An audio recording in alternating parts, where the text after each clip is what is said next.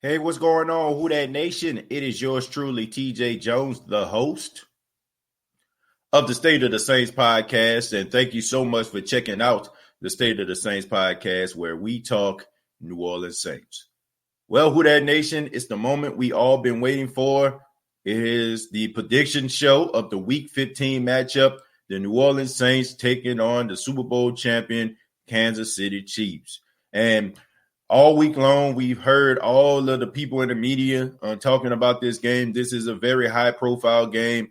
It goes without saying this is game of the week. So many different storylines. We didn't know if Drew Brees was going to play in this game. We now know that Drew Brees is going to start in this game. We look at Michael Thomas. Michael Thomas going on IR. He's going to miss the next 3 games of the season. We got Deontay Harris, the ace kick returner. He's going to be missing the entire season, being on IR. And the Saints go up against a high-powered offense in the Kansas City Chiefs. And the question on everybody's mind is, who is going to win this football game? You know, Who That Nation? I mean, the disrespect the New Orleans Saints have been getting all week long in the media is just absolutely unreal. You know, from quarterback Drew Brees, from the defense, from all of the different things that are going on. Everybody seems to be taking that Philadelphia Eagles game and running with it, and they haven't looked at the fact that the Saints have had one of the best defenses in football for the last few weeks. They had a little bit of a setback versus the Philadelphia Eagles going up against a quarterback whom they never seen, and they only could speculate how he was going to approach the game. But now it's no secret. The Kansas City Chiefs, the high-powered offense that everybody's talking about, and everybody's talking as if the Kansas City Chiefs are just, this unstoppable force that nobody can penetrate, move, bend, or break. But I do look at the Kansas City Chiefs. I got a lot of respect for them. I'm not going to sit up here and act as if, the compliments aren't warranted because of what they've done. Led by Patrick Mahomes, the star quarterback, the Super Bowl MVP, the league MVP at one time or another, who can do some amazing things with his arm. I mean, they got receivers like Sammy Watkins, Nico Hartmans. You got Tyreek Hill. You got Travis Kelce, who can also pass catch.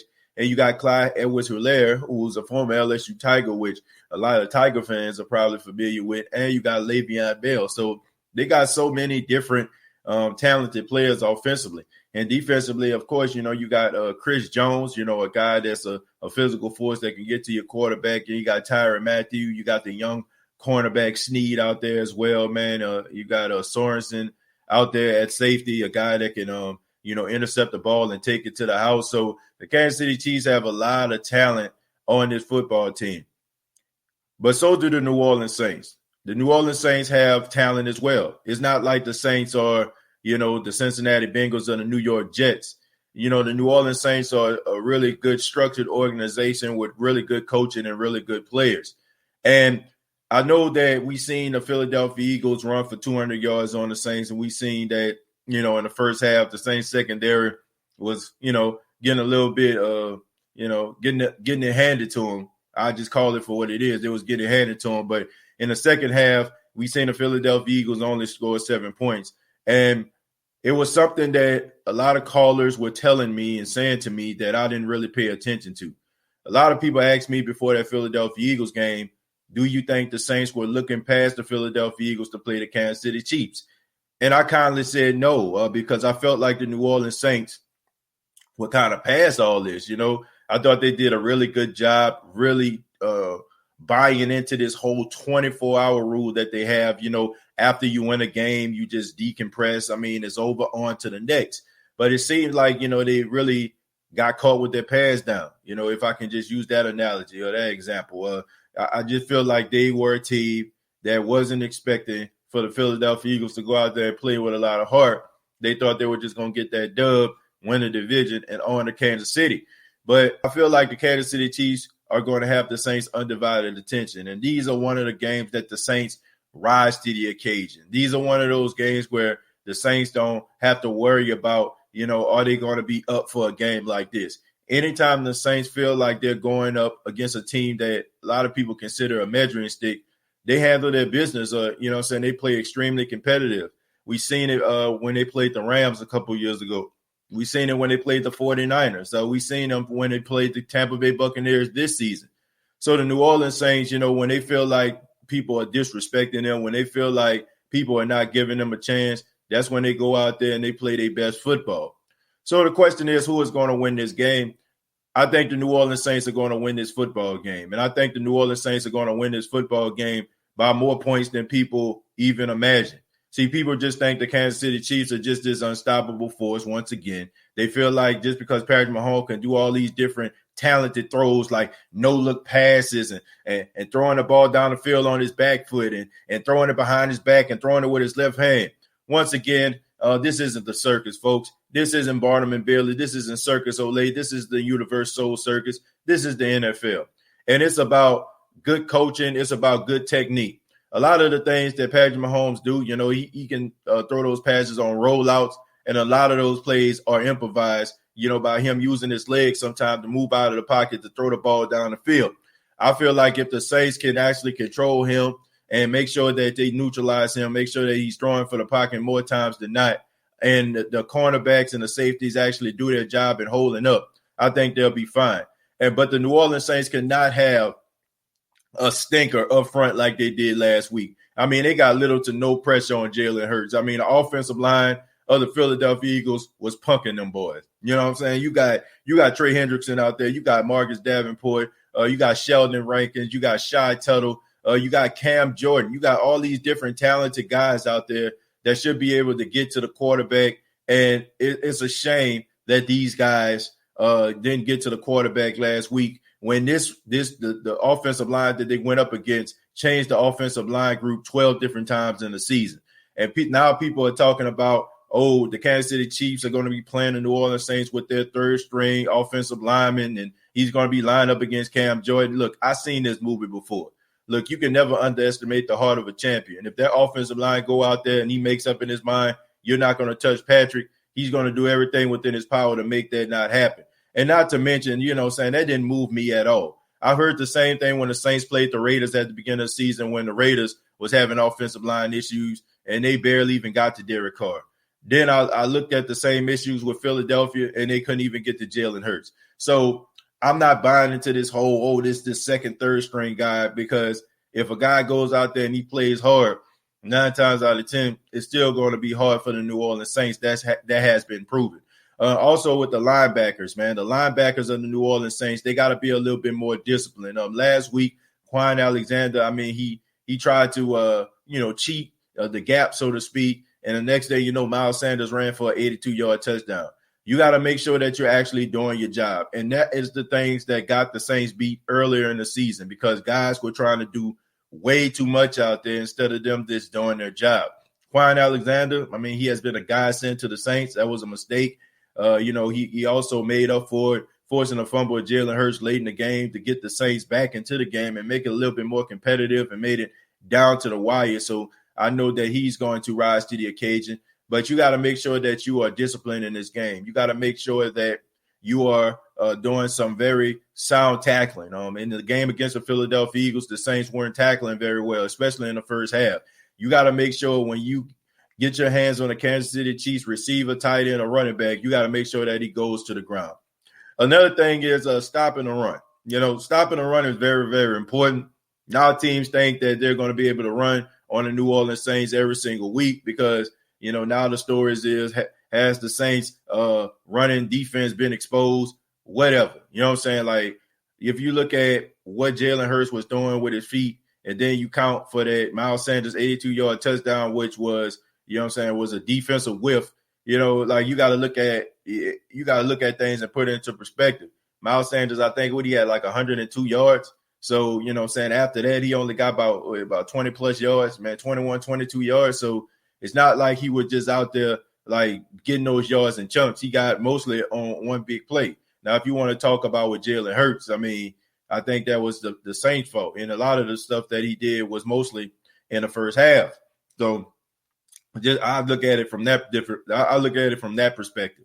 The New Orleans Saints got to make sure that they're stopping the run. Clyde Edwards-Helaire, who can catch the ball out of the backfield. The linebackers got to make sure that when he catches the ball, you got to make sure that you're right there to tackle him. Also, Le'Veon Bell is probably going to get some carries. He's one of those guys that's a very patient runner.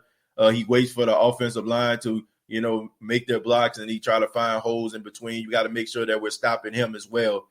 And once again, like, you got to make sure that you're being aggressive with these wide receivers. If it was me, I would put Marshawn Lattimore on a receiver like Sammy Watkins, and I would put Janoris Jenkins on Tyreek Hill. I think both of these guys, complement each other, because Marshawn Lattimore, he's one of those guys that can go up against your bigger receiver. He can be physical with them, and he's a really good tackler. And then you have somebody like Janoris Jenkins who can guard some of those speedy receivers and stuff like that. And also, you just got to make sure that you have somebody back there to guard, Tyreek Hill, to make sure that he doesn't get behind you.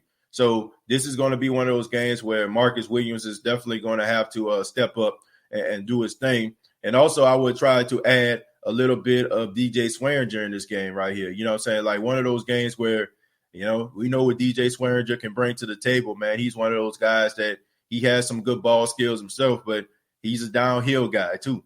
He's one of those guys that can put a lick on somebody, and make them second guess about running across the middle or catching that pass. So I definitely would think that somebody like DJ Swearinger would be in this game. I think the Saints are going to be full of intensity in this game. I think that this is going to be one of those games where people get mad because they wonder, like, what has Saints team been all season long? I think that that's going to be the case defensively. But most importantly, man, you just got to make sure that you guard Travis Kelce. I will put Malcolm Jenkins on him and C.J. Gardner-Johnson.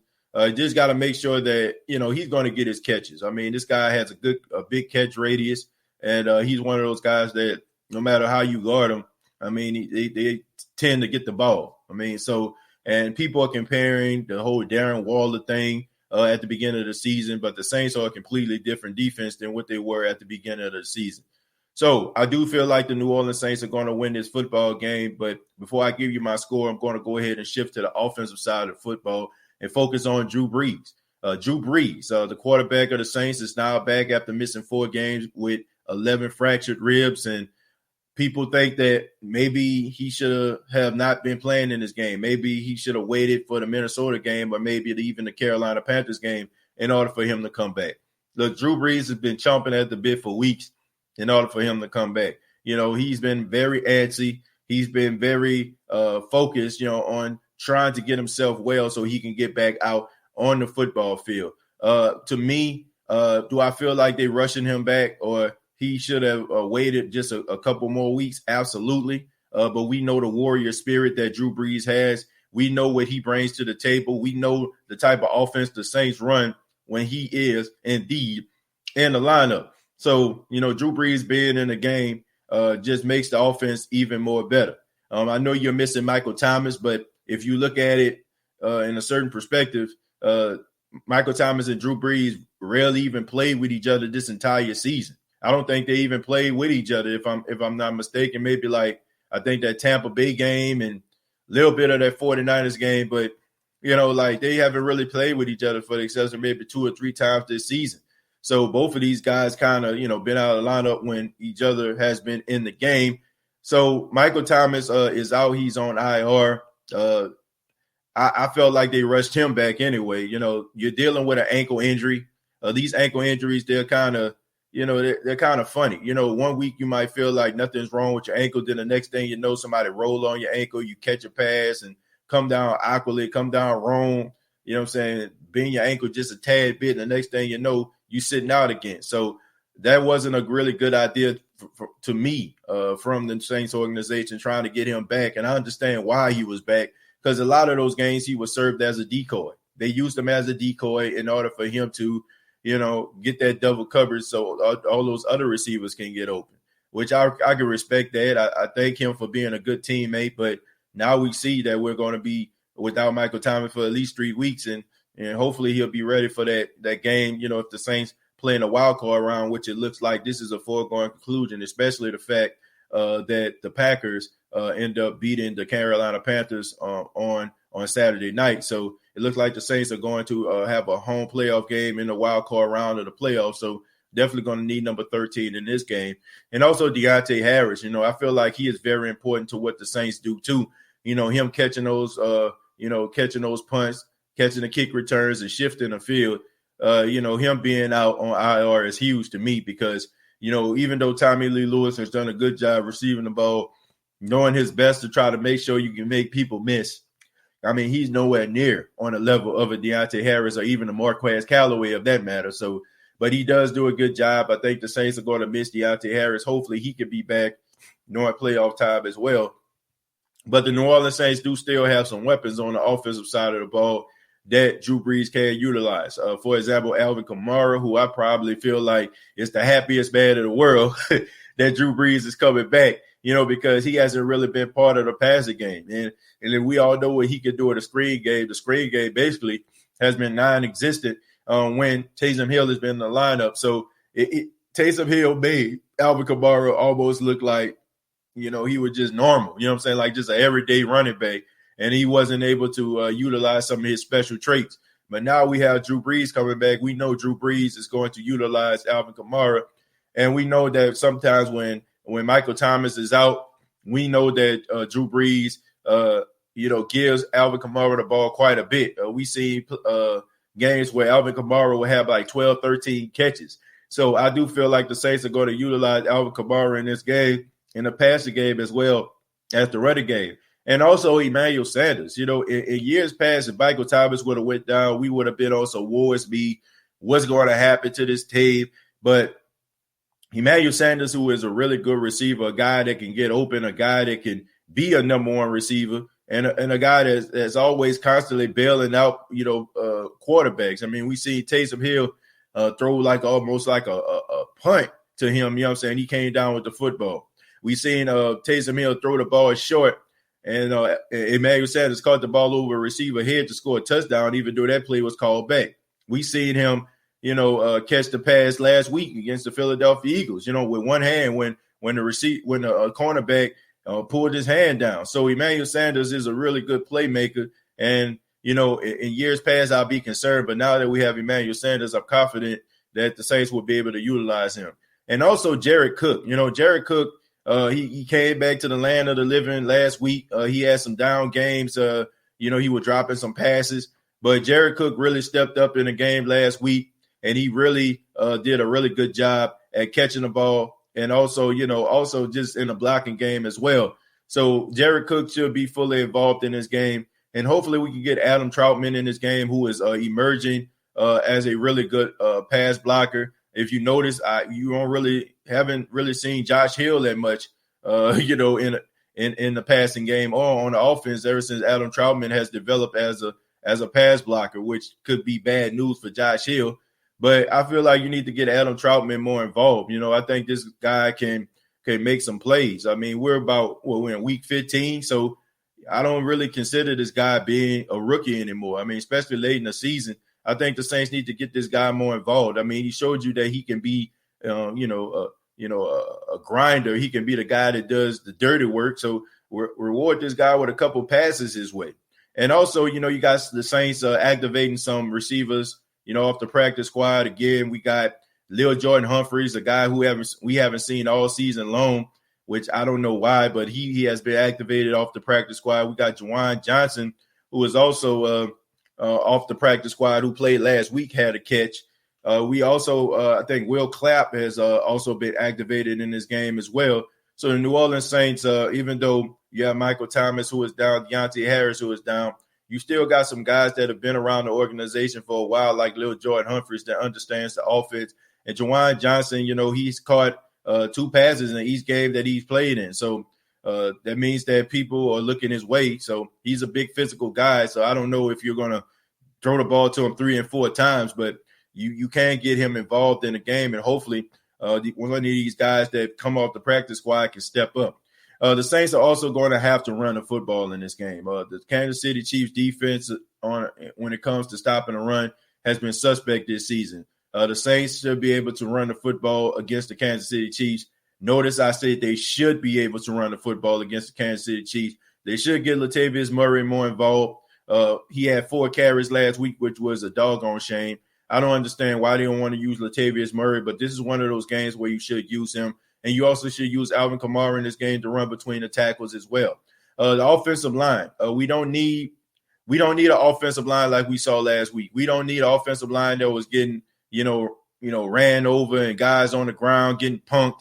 We don't need that. We don't need that type of energy. We don't need that type of energy in the Who Dat Nation. We don't want that type of energy in the Who Dat Nation. You got to make sure that you're protecting Drew Brees, okay? Like I said at the beginning of the show, Drew Brees is not fully healthy. He is not fully healthy, so you got to make sure that you're protecting this guy. I mean, you got to put a wall around Drew Brees. You got to make sure that nobody touches him. And also the offensive play calling should reflect that. He should be able to get the ball out of his hands relatively quickly, which Drew Brees does anyway.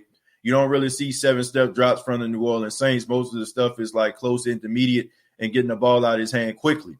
So the New Orleans Saints offensive line have got to protect Drew Brees and make sure that the Kansas City Chiefs defense do not get to him and cause him any type of setbacks, okay? Because we all know, once again, those ribs are not 100%. If anything, Drew Brees is probably like around 80 to 85%. I mean, he is not 100% at all. So him being in this game, I understand why he's doing it.